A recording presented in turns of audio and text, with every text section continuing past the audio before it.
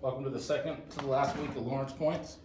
The system that is way better than what we're currently doing and makes every game matter. Last weekend would have been really fun because as the results came in from rivalry week, the bracket would have been jumping around. Teams falling in, teams falling out, teams jumping in seeding, teams falling in seeding. It would have made everything really interesting. And unlike the current system where some games don't really matter this weekend, Clemson, North Carolina, the ACC championship, won't have a big effect on anything. In my system, all these games matter, if nothing else, for seeding. Kansas State, I believe, if they can upset TCU, this will be they'll be playing themselves into the bracket. Same goes for Utah, and of course the favorites, SC and TCU. It's a massive game in terms of seeding, because in Lawrence Points, until the championship, every higher seed gets the home field, and of course that's a huge advantage with the great atmosphere of college football stadiums. So without further ado, let's see what it looks like going into the last week. Washington making their first appearance. My man AMAC will be glad to see them find their way in. They are, I'm sure, in a very precarious position, though, with Utah and Kansas State both having one more game. They'll be pulling for the favorites, I'm sure. But they certainly have had a great finish to the season after that unfortunate loss to Arizona State that really set them back. Okay, let's go to 15. Florida State hanging in there. Florida State's had a nice finish to the season. They beat their arch rival Florida. And let's see who the 14 is.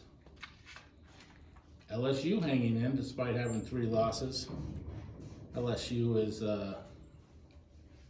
they're in the conference championship, so this is a big game for seeding for them. Georgia will probably remain in the top 4, even with a loss to LSU, but LSU can really improve their positioning with an unlikely upset over Georgia. But, that's why we play the game. I wouldn't be utterly shocked if Kelly got those guys ready and they knocked off Georgia. Okay, let's see who 13 is. Texas, the only 4-loss team in the bracket. Pretty rare 4-loss teams get in, but Texas has also had a pretty strong finish. Loss to TCU didn't hurt them, although a win would have really helped them. But like these other teams with 31 points, they're probably going to be rooting for the favorites this weekend. Let's see who 12 is.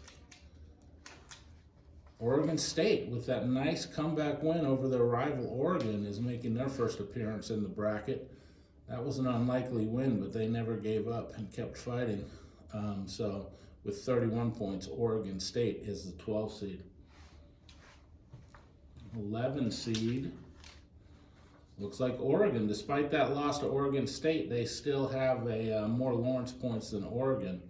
That was a really tough loss they took. They've had some tough ones this year. But nonetheless, they have 33 Lawrence points, and that puts them at the 11 seed. And if Bo Nix gets healthy, who knows? They could be a really dangerous team.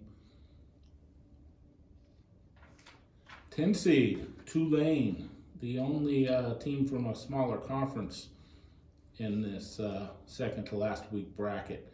Tulane's had a great year. They had a tough win over Cincinnati, which leaves them with 35 Lawrence points. And, when Tulane or any of these small schools have their kind of epic year, they get their chance to compete for the title.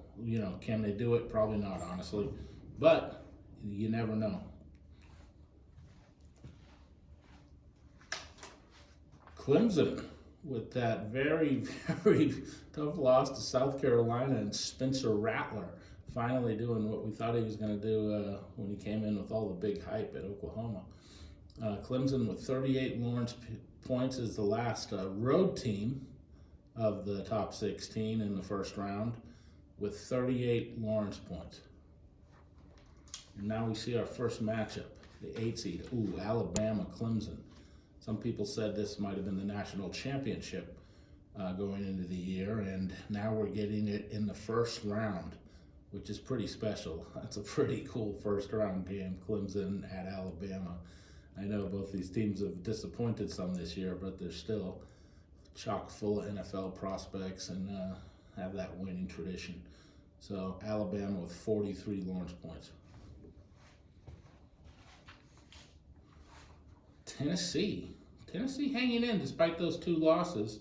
When you lose to unbeaten teams, it doesn't kill you. They have 45 Lawrence points. They have a kind of interesting game against Tulane in the first round. That would be at Tennessee. I would think they'd be a healthy favorite. That might be the biggest kind of mismatch in the first round, maybe.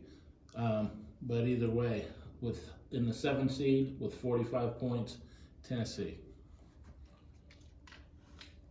6, who've been kind of creeping up all year, under the radar because of their 2 losses, but their 2 losses being to unbeaten teams, they weren't penalized too bad. So with 48 points, taking on Oregon and Bo Nix in the first round in Happy Valley, where it's always happy. Well, not always. Penn State with 48 Lawrence points in the 6 seed. 5 seed, Southern Cal. Southern Cal with a big win over rival Notre Dame, knocking Notre Dame out of the bracket, by the way. They were a 3-loss team that was kind of on the edge, and SC probably knocked them out of it for good. Although there is one more week.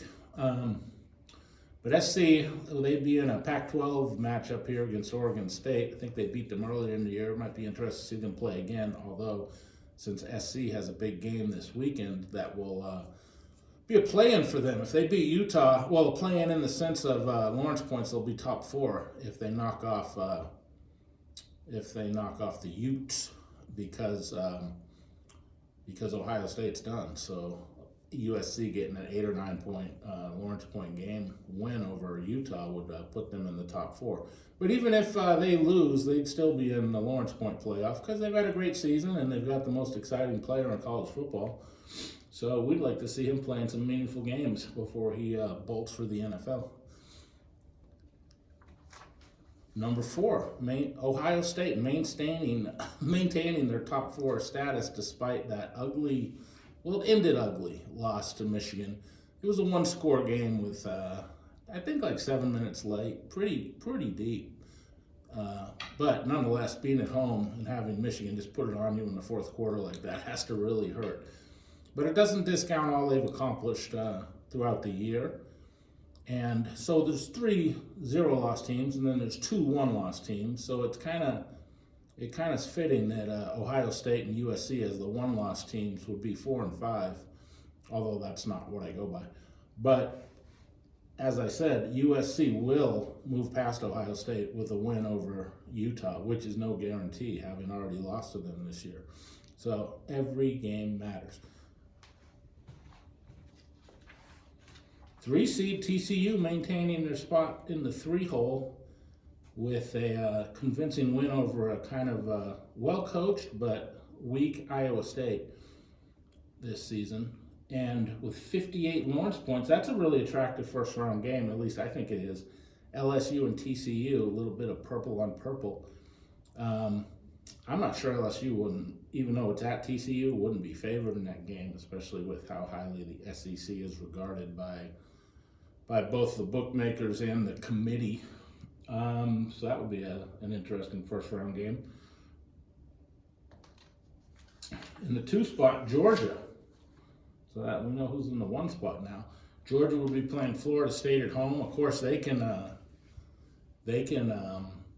improve their position with the Michigan loss, and if they beat LSU, that'll be a high-value point game. But they'd still be in the top 4, probably even if they got tripped up at LSU.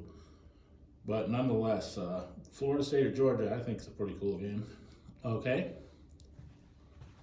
The 1 seed, as we all can see, Michigan has really benefited from that win at Ohio State. For the first time this year, they're in the 1 spot. I think they play Purdue in the conference championship, which will be worth probably 7 points, which may be enough to keep them in the 1. They don't want to slip, but if they did slip, they probably wouldn't slip out of the top 4, even if the Purdue should trip them up.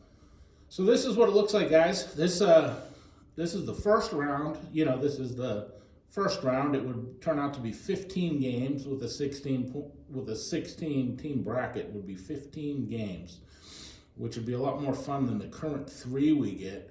I think most of the first round matchups are really attractive, although none of them are set in stone, because this weekend every game still matters, and that's what makes it so interesting relative to the current system. So we got one more week. My daughter Sonia, who helps me with these, is chosen to go on a ski trip. So we'll see when we're able to put out the final one. But thanks for watching, and we'll see you next week.